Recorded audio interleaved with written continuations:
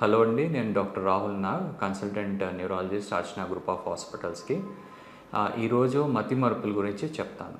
మతిమరుపులు బేసిక్గా ఇంగ్లీష్లో డిమెన్షియా అంటాం. సో ఇవి మామూలుగా రెగ్యులర్గా మనం ఒక చోట కొన్ని వస్తువులు పెట్టి మర్చిపోవటం అది సాధారణమే. ఇది కాకుండా ఆర్గానిక్ అంటే బ్రెయిన్ నుంచి నిజంగా మర్చిపోతున్నాం అనుకోండి, దాన్ని మనం ఎప్పటికప్పుడు ట్రీట్ చేసుకోవాలి.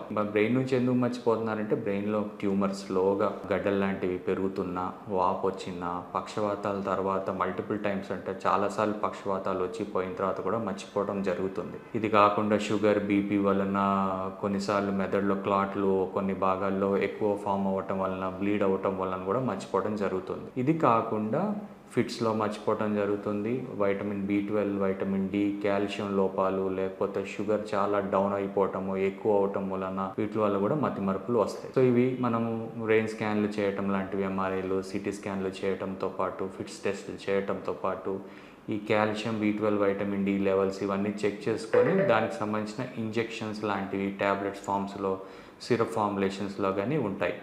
ఇవి చేయటం వలన మనకి బెనిఫిట్స్ ఉంటాయి.